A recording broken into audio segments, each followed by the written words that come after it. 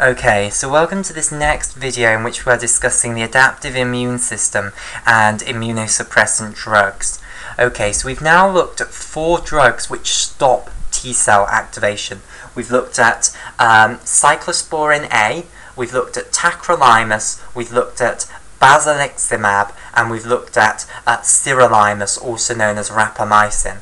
And although sirolimus has a similar name to tacrolimus, they have very, very different targets. Okay, now I just want to explain why sirolimus or rapamycin has a similar name to tacrolimus. And I didn't talk about this at all in the previous video where I was explaining the mechanism of sirolimus.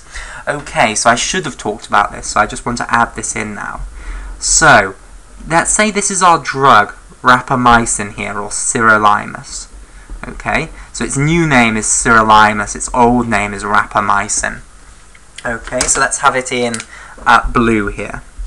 Basically, sirolimus doesn't directly bind to this mTORC1 on its own. Instead, it first binds to another protein, and the complex then binds to the mammalian target of rapamycin complex 1. Okay, so here is this other protein. So which protein is this? Well, why is it called something similar to tacrolimus? Well, it's because the protein it binds to is the same protein as tacrolimus binds to.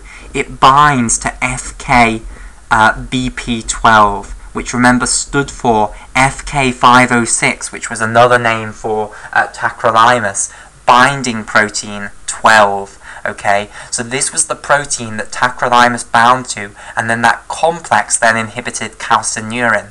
Now we've got a very different drug, sirolimus, binding to FKBP12, and it causes a totally different effect when sirolimus binds. Instead of inhibiting calcineurin, it now inhibits the mammalian target of rapamycin complex 1. Okay, so that's just a little bit to add into that discussion of rapamycin or sirolimus. Okay, so now let's turn our attention to this other drug, alemtuzumab. Okay, so this was the one which has this incredibly scary mechanism, that it's going to kill every single B cell and T cell within your body, and therefore you're going to be utterly incapable of launching an adaptive immune response. So this is quite brutal and blunt. Okay, so how does this work? So basically, alemtuzumab is an antibody, a monoclonal antibody that binds to a protein that is selectively on the surface of T lymphocytes and B lymphocytes. Okay, so let's say this is either a T lymphocyte or it's a B lymphocyte, and it's within a lymph node or potentially the white pulp of the spleen. Okay, and this T or B lymphocyte, so I'll just put B/T cell here, it will have on its surface a protein which is known as CD52. So all B and T cells have this protein on their surface, and it's not on the surface of other cells. So it is a perfect target, basically. Okay, so this is CD52, standing for Cluster of Differentiation or Cluster of Designation 52. So what we then have is our monoclonal antibody here, that is targeted specifically for CD52. So it will bind to CD52 and not other proteins. So here is this antibody. And this antibody is known as alemtuzumab. This is what is in alemtuzumab. It's a monoclonal antibody that is targeted against this CD52. Okay, now you might think, well, why is that going to kill the B or T lymphocyte? Well, what do antibodies do? What happens to microbes? What's the whole point of the humoral immune system? Antibodies bind on the surface of the extracellular pathogen, and that then kills that pathogen. It leads to the death of that pathogen. Firstly, because it causes opsonization, so it makes the cell more likely to be phagocytosed. So what's going to happen to these B and T cells when they get covered in antibody? They're going to be phagocytosed just like anything else would, basically. So, one, it's going to lead to phagocytosis of the B and T cells by macrophages and neutrophils, phagocytosis. Secondly, it's also going to establish the classical complement cascade on the surface of these B and T cells. So basically, you're going to end up attacking the B and T cells just like you would a microbe that was covered in antibody. And that's how alemtuzumab is going to lead to the complete clearance of B cells and T cells from your body. Now, luckily, the precursor stem cells within the bone marrow do not have CD52 on their surface. So, when you stop the drug, when you stop giving alemtuzumab, and by the way, it will be given intravenously, it's not an oral drug, when you stop giving alemtuzumab, you will repopulate your B and T lymphocytes because you haven't killed the stem cells in the bone marrow because they don't have CD52 on their surface. However, this is a very, very powerful way of removing the adaptive immune system. Now, it's not used as an immunosuppressive method for much. It's now, I think it is now approved to be used for multiple sclerosis. So some people with MS are being treated with alemtuzumab, treated rather. There's no such word as tret, I don't think. Multiple sclerosis. Okay, so they're being treated with alemtuzumab. Okay, but the main use of alemtuzumab is when you as an anti-cancer chemotherapy. Okay, so if you've got a tumour of B or T cells, which is usually a lymphoma, okay, so it's a tumour within the lymph nodes, then you can kill these cancer cells using alemtuzumab. So it's mainly used as an anti-cancer chemotherapy rather than as an immunosuppressive method, because it's quite extreme, I think you'll agree that. Okay, so let's now turn our attention to drugs which are going to stop the proliferation of cells. Okay, so we'll start off with a plain old anti-cancer chemotherapeutic, which is sometimes, and quite often in fact, used as an anti-inflammatory. Okay, sorry, not an anti-inflammatory, an immunosuppressant. Okay, so we're going to start with a drug known as cyclophosphamide. Okay, so this is a nitrogen mustard anti-cancer chemotherapy.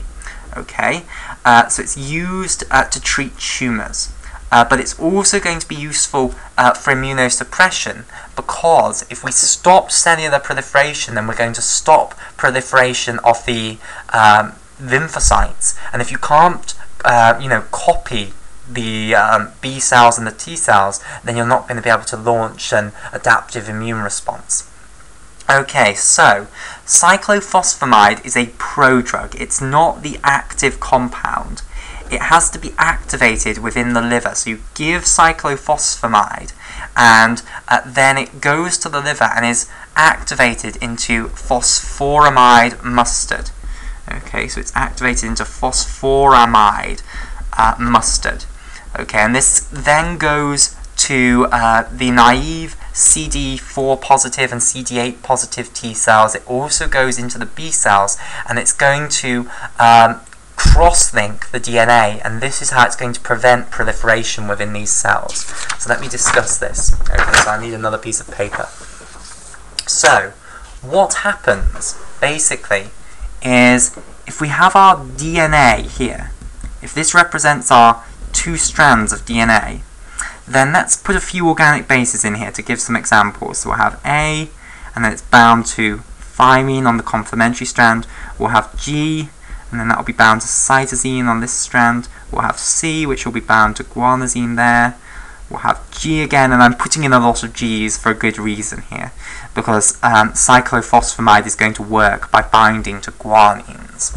Okay, so the drug cyclophosphamide, we've discussed it will be activated in the liver to phosphoramide mustard. Now, what is phosphoramide mustard capable of doing? Well, it's capable of binding not to just one guanine, but actually to two guanines. So it can grab hold of a guanine and then grab hold of another guanine. Okay, so it's capable of binding over here to one guanine and over here to another guanine. Or it could bind like this. It could bind to one guanine here and another here. So this is what's known as cross-linking within the DNA. So the drug binds to guanine organic bases within your DNA. Okay, so it's going to cause this cross-linking of the two complementary strands of the DNA, and also of guanine residues within the same strands. So when you have a cross-link that is between the two complementary strands of the DNA like this, this is what is known as an inter-strand cross-link. Okay, so it's between strands. That's what inter means. And that's spelled like this. It means between strands. So this is an inter-strand cross-link. Okay, whereas when the drug binds to two guanines that are on the same strand, this is what's known as an intra-strand cross-link. Okay, now intra means within. Okay, so this is within the same strand cross-link. Okay, now, what are these two types of cross-link going to cause within the cell? Well, it's going to lead to the complete cessation of, copy of DNA polymerase and RNA polymerase. So, let me explain. So, for the two enzymes, DNA polymerase and RNA polymerase, to work, what has to happen is they have to open up the DNA strand like this, and then they move along in the middle. Okay, so DNA polymerase will be copying both strands of the DNA and making new complementary strands of DNA, whereas RNA polymerase will be working along one of the strands and making an mRNA that is complementary to that coding strand.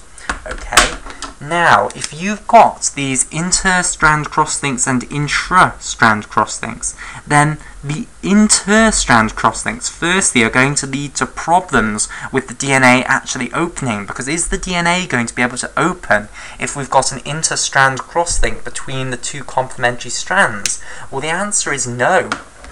So firstly, the enzyme, which is either RNA polymerase or DNA polymerase, is not actually going to be able to open the DNA, so that's a first problem that you're going to get. And secondly, the intra-strand crosslinks, they're going to cause a problem as well, because say the RNA polymerase or DNA polymerase gets to a point where you have an intra-strand crosslink. So let's say we have two guanines here, so let's say somehow it's managed to open the DNA, maybe there aren't any inter-strand crosslinks near here. Then it comes across this intra-strand crosslink here.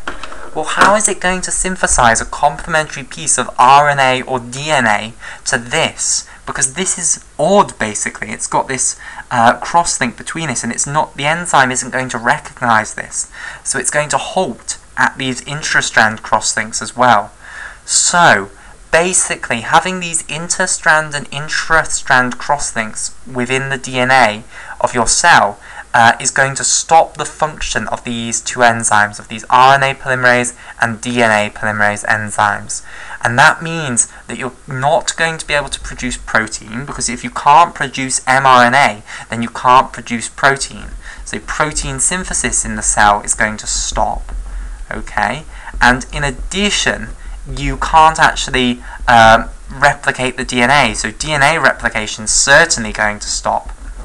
Okay, now what are the two things that a cell needs to be able to do if it is to divide from being one cell into being two cells? If it's to split in half, what must it do? So it's going to go from being one cell to being two cells. Basically, one of the things you have to do is copy all of the DNA within the nucleus of the cell. So every single one of the 46 chromosomes within the nucleus must be copied, okay, so that each of the two new cells can have a copy. In addition, you have to duplicate all of the essential proteins in the cell, all of the enzymes involved in respiration, all of the receptors, all of these are going to have to be duplicated. So you're going to have to make a whole bunch of new proteins In addition, you're going to actually have to make the proteins which are needed to replicate DNA, and also to actually split the cell apart, which aren't usually expressed within a normal resting cell. So the enzymes which actually split the nucleus apart and then split the whole cell apart, those aren't usually expressed. So you're going to have to make those in order to go through the division process. So if you can't synthesize proteins, that is also going to fly in the face of you trying to divide. So both of these things are going to stop the cell from being able to divide. So they cause a drop in cellular proliferation. They have an anti-proliferative effect. Okay, and this is the basis for the use of cyclophosphamide in anti-cancer chemotherapy, and it's also the basis of its use in as an immunosuppressant, which is that if we stop the proliferation of the T and B lymphocytes, then you're not going to be able to get big populations of them, and you need big populations of these identical T cells and plasma cells in order to actually have an effect, basically. So you're going to cut off all three of the adaptive immune responses again. Okay, and this is also why most anti-cancer chemotherapies will cause a immunosuppression, because they have anti-proliferative effects, and this will transfer to the T and B cells, and therefore they will cut off the adaptive immune system. So that's one of the side effects of anti-cancer chemotherapy, that it leads to immunosuppression. Okay, and this is obviously a big problem, because the immune system is involved in attacking cancer. That is still a little bit controversial. There are people who ardently believe that the immune system will not attack cancer cells. However, most people, I think, would now say that the immune system does attack cancer cells, and therefore if we're giving immunosuppressants, you know, drugs which are going to cause an immunosuppression effect, then that surely is weakening the body's own attack on the cancer. So is that a good thing? Well, the answer is obviously no. But this is the basis of cyclophosphamide's use as an immunosuppressant. And of course you could use other anti-cancer chemotherapies to achieve this effect as well, but cyclophosphamide is the main one that's used.